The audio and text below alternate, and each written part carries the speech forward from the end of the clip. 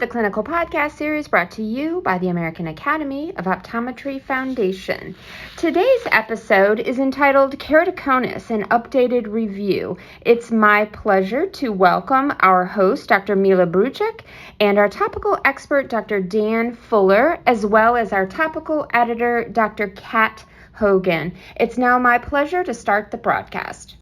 Hi, I'm Dr. Mila Brujic, and I want to thank you for the partnership with the American Academy of Optometry Foundation for really partnering up on this podcast series. And today we're going to be talking to Dr. Dan Fuller about keratoconus. So Dan, if you could first give us a little bit of a background on yourself, just so the audience knows a little bit more about you.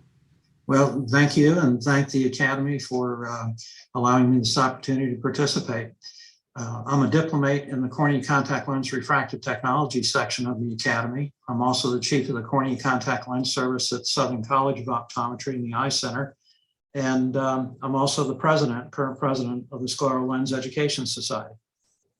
Dan, I know you stay very, very busy. And the thing that I really respect and appreciate about you is not only the level of research that you're producing. It seems like every meeting I'm at, you're either author 1, 2, or 3 on posters, but in that same vein, you're also in the trenches caring for these patients on a daily basis. And I don't think there's a better person to really kind of go over this article, which is Keratoconus, an updated review. And that's what we're really going to be going over. So Dan, I guess to get things started, there's so much new in keratoconus, and this article really did a deep dive into a lot of those things. But what do you see as some of those more important clinically applicable aspects about keratoconic care and really how it's going to influence the way we care for patients? I think that's a great question, and it's really a fabulous update from the authors writing this initial article back in 2010 on the same subject. And if you can look back over the last 10 years and 12 years in this discipline in particular, the amount of information that we've received has evolved dramatically in that period of time, both for the diagnostic side and also for the management side of keratoconus. And I think, the key findings that we're seeing are that it's certainly, we have an abundance of information out that it's a lot more prevalent and the incidence is a lot higher than we thought it was.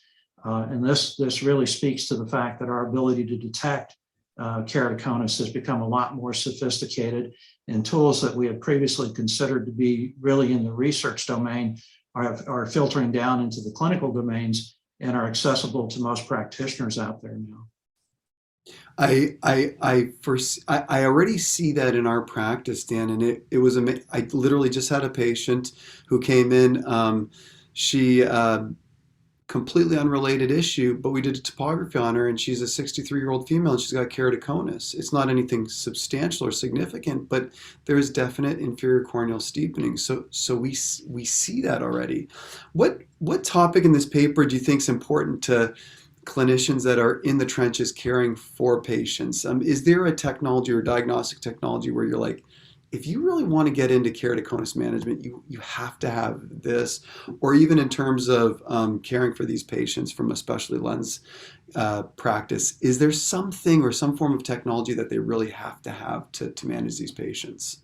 Absolutely. I think one of the biggest changes that we've seen is that topography used to be kind of the gold standard in what we looked at. But what we've realized through the research findings that have come out over the last 10 and 20 years is that really what's going on in the anterior surface of the cornea and the epithelium and that anterior limiting lamina, it can occur without really creating enough of a disturbance in the curvatures that you can miss the early cases. And why is that important? Well, it's vitally important now because we have so many treatment options, for example, corneal cross-linking, where it's important to catch these patients early so that you preserve as many of the management options as possible from the contact lens side as possible, which is near and dear to my heart. I love fitting scleral lenses, and obviously I'm passionate about it, but it's far easier to fit somebody in a soft lens or even in a corneal GP lens than it is to go there. So I think that one of the biggest changes is to move away from just topography to where we're looking at tomography and OCT of the anterior segment, where we can actually get some height and elevation data on the posterior corneal surface where we're more likely to detect some changes. And certainly one of the more exciting areas are changes that may go to epithelial mapping. And it's a little bit less precise than what we know about the posterior corneal surface, but you can see that epithelial thinning at the apex and kind of the thickening at the base of the cone. And those are giveaways that you've got early cases. And if you're particularly interested in working with refractive surgeons and doing LASIK and other procedures, then you want to detect these form thrust cases early. And you simply can't do that with corneal topography by definition. You've got to have things like the rotating shine flute technologies and Pentacam and other devices that allow you to get a more precise look at the different layers of the cornea. Dan, if you could, share a tidbit that you think that for the listeners of the podcast, what they might find interesting to share with their patients about some of the research that was presented here in this overview paper. Like what would be something that would totally be relevant to a patient from a patient's perspective? Yeah, I think probably kind of to harp on those same two messages. One is that, the genetics are not entirely clear. You see both traditional autosomal dominant recessive transmission, and you also see non-Mendelian transmissions, which suggests that you've got a polygenic disease or a disease controlled by two or more genes on different chromosomes. And you also have a multifactorial influence that suggests that you have to have these changes that create an expression of those underlying genes. And it's fairly complex trying to map these things out. But what that means to the patient is that once identified, we really need to be checking the primary family members as well.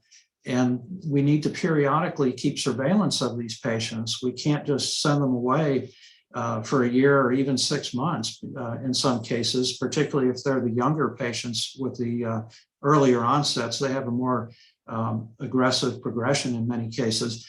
And the ability to keep surveillance on these allows us to intervene with things like corneal crosslinking linking at a time where it makes the greatest impact and difference in the patient's lives.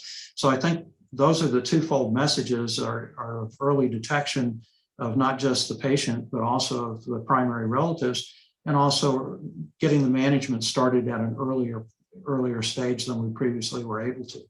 I think it's unbelievable too that we now can actually acquire genetic information from a cheek swab on these individuals and determine what their level of genetic risk, realizing that keratoconus is seemingly a polygenic condition that's influenced by not only genetic factors but environmental factors. I just think that adds to the conversation. So Dan, one other question before we close out here. Is there anything where you feel like this isn't something that's available yet, but this is something that's on the horizon that I think is going to just take keratoconus management to the next level? Is there anything out there that you're seeing that's like, yeah, this is really kind of cool? Well, I think there's, we talk about some of the fundamental problems histopathologically with the cornea that occur where you have more reactive oxygen species and oxidative process and an upregulation in some of the inflammatory processes through an inhibition of the genes that normally control that. And what that means is that, you get this softening or thinning of the biomechanical properties of the cornea.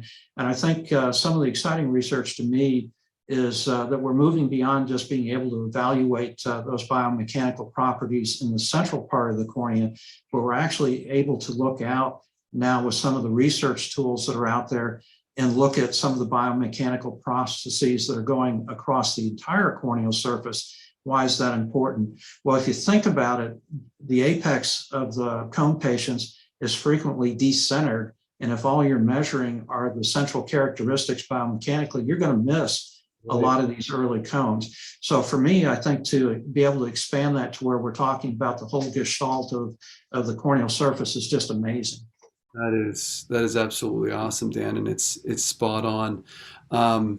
This has been great, Dan. I could talk to you for another hour on this topic. I do want to thank you for being on this episode, and I want to thank the American Academy of Optometry Foundation for their partnership on this podcast series. Dan, thank you for being on here. My pleasure. And a special thanks to Coopervision for their educational grant to make it all happen.